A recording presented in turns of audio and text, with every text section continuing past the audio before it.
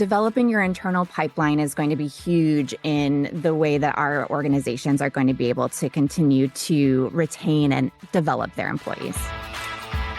Welcome to the Joy-Powered Workspace podcast, where we help HR and business leaders embrace joy in the workplace. I'm JoDee Curtis, owner of Purple Inc., an HR consulting and talent development firm. And with me is my dear friend and co-host, Susan White, owner of Susan Tender White Consulting, also an HR consulting practice. In June of 2023, we released a podcast on upskilling. That was episode number 171. And we talked about how organizations were struggling to attract, recruit, and retain employees at all levels, and that upskilling gives teams the chance to build expertise and also advance the employee's personal and professional growth. So today we will be discussing upskilling again, but also talk about reskilling. So I want to define the difference between the two. Upskilling refers to training employees to enhance or develop skills within their current roles, which can help make them more effective or prepared for higher level positions. Reskilling, though, is about teaching employees new skills to transition into entirely different roles, often in response to changes in the business or the industry. And both upskilling and reskilling are essential for future-proofing the workforce. We wanted to address this topic again because recent data emphasizes the growing importance of both. According to a 2023 report from the World Economic Forum, nearly 50% of workers will require significant reskilling by 2025, driven by advancements in artificial intelligence, automation, and digital technologies. Companies are increasingly recognizing that investing in employee development is not just beneficial for retention, but also essential for maintaining competitiveness. Organizations are implementing tailored training programs, often leveraging online platforms and micro-learning modules to address specific skills gaps and facilitate continuous learning. Moreover, the focus on soft skills has gained prominence alongside technical training. A 2023 LinkedIn survey found that employers are prioritizing skills like adaptability, problem solving, and emotional intelligence, acknowledging that these are crucial for navigating the complexities of modern workplaces. As remote and hybrid work models become more standard, effective communication and collaboration skills are also in high demand. To meet these needs, many companies are collaborating with educational institutions and training providers to create customized curriculums that align with industry requirements. These can foster a more agile workforce ready to tackle future challenges. We've invited a guest to join us today to help us explore more options to assist organizations, business leaders, and the individual employees. Kourtney McCauliff is the Director of Consulting for Purple Inc. and SHRM-CP. She loves to cultivate cohesive teams and develop strong leaders to lead them. Kourtney, why do you think upskilling and reskilling is so important today? I think in so many of our industries, the roles that exist today did not exist 10 years ago. So we are now in high demand of new roles that require different skill sets that maybe our traditional roles did not have previously. So investing in employee development not only helps organizations stay competitive with their competition for employment, but also improves job satisfaction, job retention. I think there are also some skill sets, Susan, that are not taught in school today. Those would be known as our power skills. And so having a way that our employees can learn that and upskill their talent in today's workforce is going to be very beneficial in the internal pipeline for leadership. Oh gosh, Courtney, I love that. Tell us, what does power skills mean? So, power skills are what some of us might know as soft skills. These are skills that are really essential for today's leadership. So, your communication and other leadership skills. But thinking about skills that are essential in the framework of them being soft skills wasn't really providing organizations a way to know that these are essential in their leadership necessities. And so, they're now being dubbed power skills to show the importance of them in today's workforce. Thank you. Love that. And I was not familiar with that term. So I do think that always cringe when I say it myself, the word soft skills, right? As if it's not important. And yet people know what that means. So new word for the day for me. So. And Courtney, how can companies assess which skills even need to be developed? Like, where do they even start with this? It starts with a thorough skills gap analysis. And what this means is having your HR teams and your key stakeholders identifying what your current skills are that you have in your organization today, comparing those with what's needed in the industry, and then highlighting areas of development opportunities. You then can take that for regular feedback, performance reviews, employee assessments. This will help you pinpoint where additional training might be needed for those that are inside your four walls already. This also creates opportunities for your employees to be involved in the discussion about their career goals and help further guide their decisions on upskilling and reskilling efforts. I love this. I think, it used to be our tendency to just say, oh, we have to go hire someone with these skills and not even maybe consider helping our current employees, right? Yeah, developing your internal pipeline is going to be huge in the way that our organizations are going to be able to continue to retain and develop their employees. And what I like about that is that you understand who has a good work ethic, who shows up on time, who's dependable. You know that. And when you interview someone who might be a great interviewer, you don't know any of those things. It's almost like just taking a gamble. I love to gamble, but not on investing and hiring people. I think that's why internal candidates are so attractive, I think, to most employers. I So, agree. Courtney, can you walk us through what are some of the best ways to implement upskilling and reskilling programs? Any advice for us who really want to do it? Yeah, I think successful programs typically blend formal training with practical on the job learning. So, this might include utilizing online courses. You might develop a mentorship within your organization, workshops, job rotation. So, they're getting crash training to really understand the full scope of the organization, and then project based learning. I encourage folks to leverage systems that they may have access to, systems like learning management tools that can create tailored training paths for your employees. This is a great way to track progress, but also help ensure accountability of saying who's gone through what courses and giving a timeline as when they need to do that.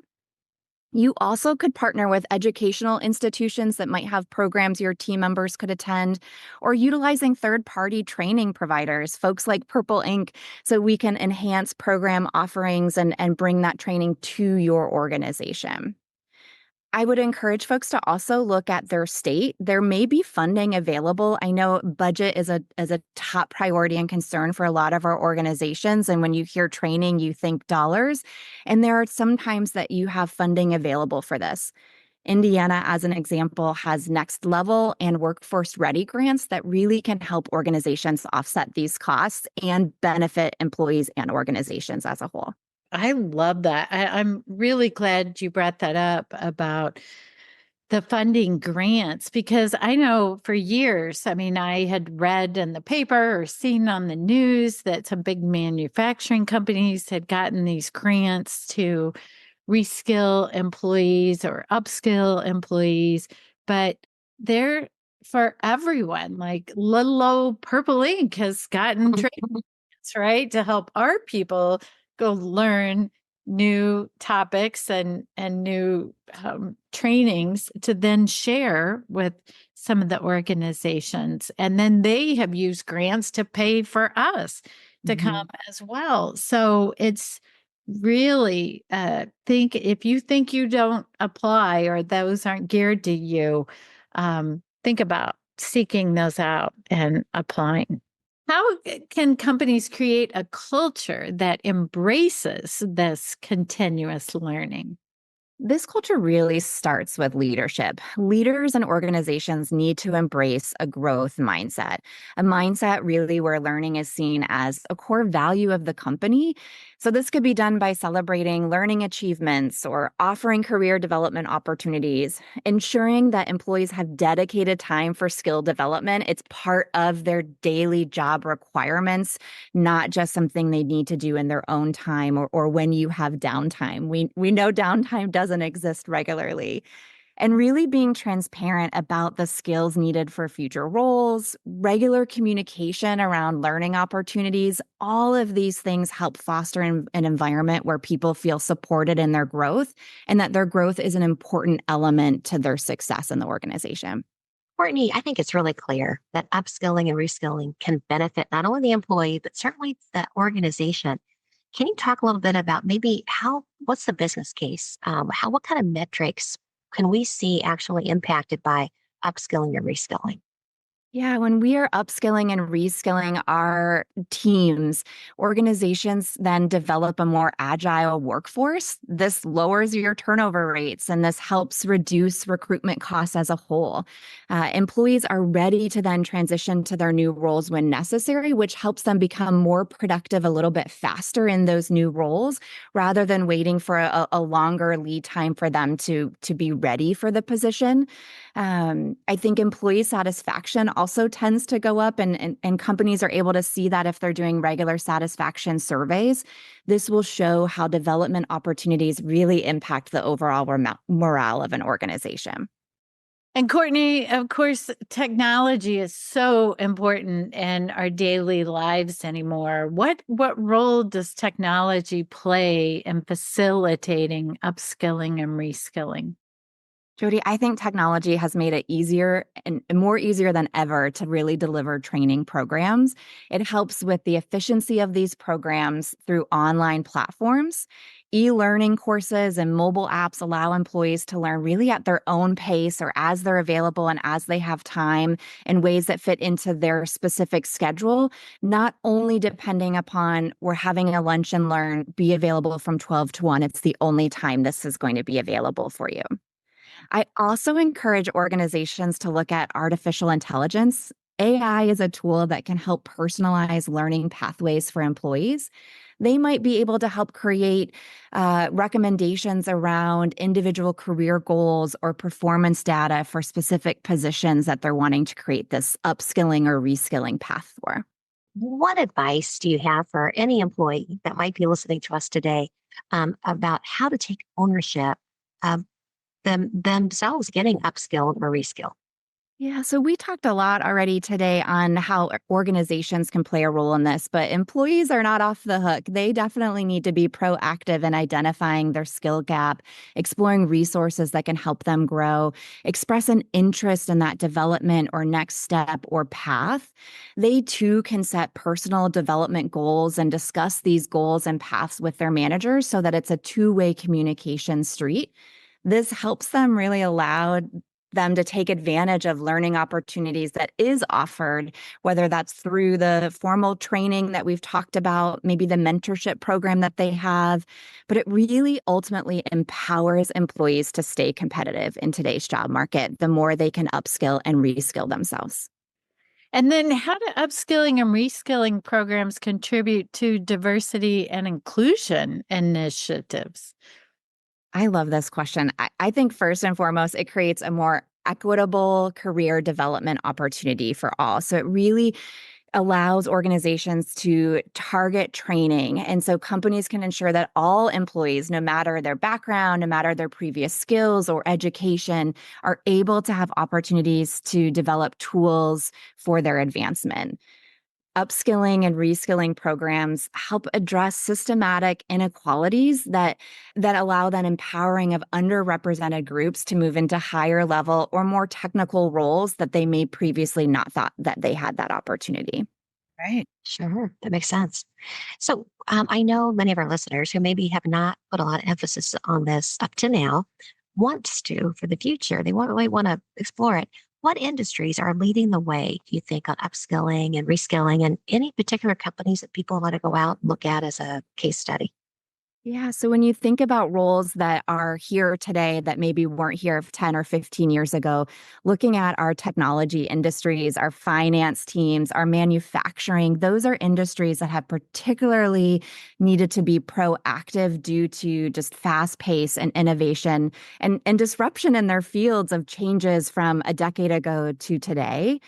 But we are seeing a rise in upskilling initiatives in our healthcare, in our retail, or even logistics as they are forced to adopt to new technology advancements or even the changing of what our clients or customer expectations are. They're needing to really, redevelop their current workforce.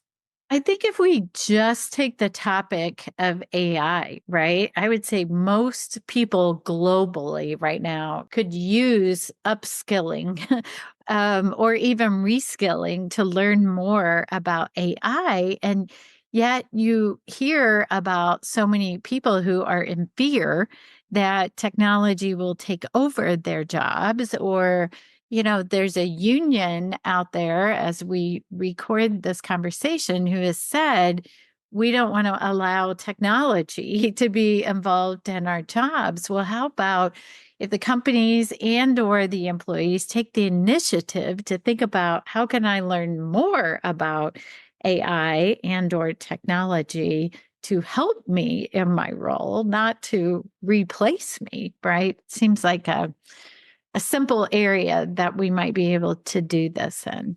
Yeah, It's I cool. love that. How to help me in my role. It's not a replacement of my role, but it's assistance. Right. A friend of mine worked at Hearst Corporation that has all of those magazines. And one of the things that they were doing that they realized they needed app developers terribly. And the ability to find app developers that want to work in New York City, very, very difficult. So they opened it up to their employees and they actually started a program where employees could learn how to do this. They were taken off their current jobs, focused on it. And after so many months, they would be the feeder group into this really important job they couldn't fill externally. I think companies that are really taking this seriously are devoting the time, the resources, and helping their employees learn the skills without any kind of a misemployment or anything like that. That's a great example. Kourtney, we always like to ask our guests a question about joy power. So, what was your last joy powered moment at work? Oh, just one. This past week, I think, has all brought me joy. We have recently onboarded a new inkster to the Purple Ink team, and I have been able to have the opportunity to mentor and train and develop a little bit in some aspects of her role. And anytime I get to mentor or develop, it brings me great joy. And so I felt joy powered all week being able to do that. I love it. Love it. Courtney, if our listeners wish to learn more about upskilling and reskilling, or just have a conversation with you in greater depth, what's the best way for them to reach you? Yeah, I would love to continue the conversation. So they could find me on LinkedIn at K McCauliff. You could also email me directly at Kourtney at purpleinkllc.com. And that is Kourtney with a K. Or you can find me through the Purple Ink website as well. Great. Thank you so much for being here. Thank you Yes. for having me. I appreciate it. JoDee, we have a listener question today. What was your experience going from a SHRM-CP to a SHRM-SCP? Do you have any tips for us? Well, I have to admit, I didn't go from a CP to an SCP. I just went for the SHRM SCP. So I just wanted to make it clear to people who might be interested in this certification that you don't have to take the CP first. You can just go directly to sit for the SHRM SCP exam. Susan, was that the same for you? Well, actually, I do have a SHRM-SCP, but I got it because I had originally had an HRCI, the Human Resource Certification Institute, SPHR, the Senior Professional in Human Resources.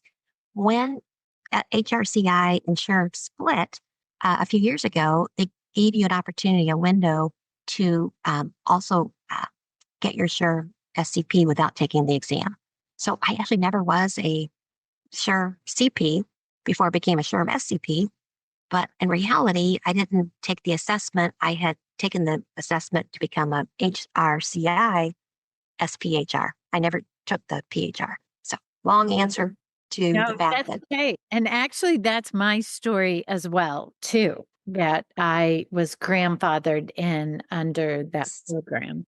But I thought since the question came up that we would explain these two if people are thinking about getting SHRM certified. So SHRM-CP is for individuals performing HR or HR-related duties or pursuing a career in human resources. Certainly, basic working knowledge in HR is recommended. If I hadn't been working in HR first, I don't know that I would feel comfortable just sitting for that. But good for you or some of our listeners who want to just go straight to that. Now, the SHRM-SCP is recommended for individuals with a work history of at least 3 years performing strategic level HR or HR related duties. Or it could be someone who has the SHRM-CP who has held that credential for at least 3 years and they're working in or are in the process of transitioning to a strategic level role. If your current or most recent work in HR is operational in nature, maybe you're implementing policies, serving as the HR point of contact for staff, or performing day-to-day HR functions, and maybe even your work is more specialized versus general, you might want to consider the SHRM-CP. If your current or most recent work in HR is strategic in nature, maybe where you're creating the policies or you're executing all integrated HR operations, directing the HR enterprise, or lead the alignment of HR strategies to organizational goals, then the SCP is likely a better fit for you. And of course, you can find more information on this at SHRM.org. sure. And I'll just mention if you are interested in getting another very popular credential, you can certainly go to HRCI, Human Resource Certification Institute at HRCI.org. In our In the News segment today, according to a study by Preston Partners, a developmental and consulting company, 41% of parents say that most days they are so stressed they cannot function. And 48% of them say that most of their days, their stress is completely overwhelming compared to other adults who are non-parents. Those are crazy high numbers. The CEO of Preston Partners, Chantel Preston, shares hints for working parents on how to balance work life and parenthood. Susan, why don't we go back and forth on some of her tips? Sure. I think these are good recommendations. Number one, communicate your purpose. Share with your children why you work and why it's important to you, helping them understand your motivations. A quick story I think I may have mentioned in a prior podcast. I can remember when I was managing employment and employee relations for a group of banks. I can remember coming home at night at the dinner table. We'd all have to go around and how was your day? I'd be like, oh man, was it hard? Oh man, a lot of, I'd be like moving the sludge around every day. I mean, I came home and I kind of like then, but how difficult things were. And I realized my kids were getting scared, like, oh, mom, I'm sorry you have to go to work. And I thought, I got to have a mental shift here. I need to talk about the positives in my job because they shouldn't feel the stress that I was feeling. And I did. I changed up my dialogue very intentionally about had a day of challenges. I think I solved an issue or two. Changed my talk to being more positive. I love that too. I think it can be very easy for kids to think of, we get time with mom or dad, or they have to go to work, and that's bad. Yes, And so sharing why you think that's important. Now, I will tell you, I think I've told this story a long, long time ago on the podcast also, but a friend of mine who had always worked when her kids were growing up, and she would tell them all the time, which nothing wrong with saying this, but she would always say, Mommy works so that we can go on nice vacations and give nice gifts. So one day when our kids were in high school, she was telling them that she was thinking about quitting work, and her oldest daughter started crying, and my friend said, "Well, I thought you'd be thrilled that I get to spend more time with you." And her daughter said, "Then we won't ever get to go on vacations or get nice gifts." Like, and her mom, that was What's the purpose? the Right. purpose of work. So anyway, our number 2 tip is think about quality time over quantity. And I think inherently we know this, right? But it doesn't always help our guilt. Feeling like we should be wherever we're not, right? So focus on being present during quality moments, both at work and at home, rather than feeling guilty about not being at one place or the other. So, I think that's fair. It's hard to do, but it takes some self-coaching. Number 3 tip, integrate work and home strategies. Apply effective work strategies. The things that you're doing in the workplace every day, apply it to the home, like good time management skills and being organized and setting, an agenda. What are you going to accomplish on the weekend? I think that can really help you take what the strengths are of home and of work and integrate them into each other. yeah. I can remember telling my kids I was thinking about putting them on a performance improvement plan when we were having problems at home with some behaviors similar to what I did at work. You know what? They got it. They understood that there was going to be consequences, and here's what I need to see you do by in the next week for you to get to go to whatever party it was. I love that. That's hilarious. Number 4 is leading by example, right? Help your kids understand the value of a strong work ethic and also passion for your career, right? Doing things like showing up at work on time or getting a project completed, and show and explain to your children the value of enjoying and finding purpose in their work. That is such a gift. I love that tip. The 5th and final tip in this article was leverage support systems. Utilize your support network to help balance the demands of work and family life effectively. I think we all do need to have a network of other parents that we can share rides, share on surprise snow days, and different things where we, have to stay home. You know, Having partnerships, I'll do it this time, if you could do it tomorrow, is really, really helpful, I think, to survival. But the same thing in the workplace. There's going to be times you want to leave early to go to different sporting events. And it's like, you know what? Somebody else whose son plays soccer, yours plays football. How can I help cover you during that season if you can help cover for me? I think those are really good survival skills. And I think strengthens our ability to handle that stress. Yeah, love it. Love it. So thanks for listening today. Tune in next time and make it a joy powered day. Thank you. If you would like SHRM recertification credit for listening to this podcast, please visit getjoypowered.com/SHRM. You'll find an evaluation of the podcast, and once you complete the evaluation, you will see the SHRM recertification credit code and a link to a proof of participation certificate. Again, that's getjoypowered.com/SHRM. Thank you for listening, and thanks for your dedication to the HR profession. If you like the show, please tell a few friends about us and let us know what you thought by leaving us a rating or review on Apple Podcasts or wherever you're listening right now. Become a Joy Powered member to get extras like early access to episodes, video versions of the episodes, bonus episodes, and even more. Learn more at patreon.com/joypowered. You spell Patreon, Patreon. So it's patreon.com/joypowered. You can find more information on our podcast, books, blogs, and more at getjoypowered.com. We're at JoyPowered on Instagram, LinkedIn, and Facebook. And you can email us via joypowered@gmail.com. Make it a Joy Powered day.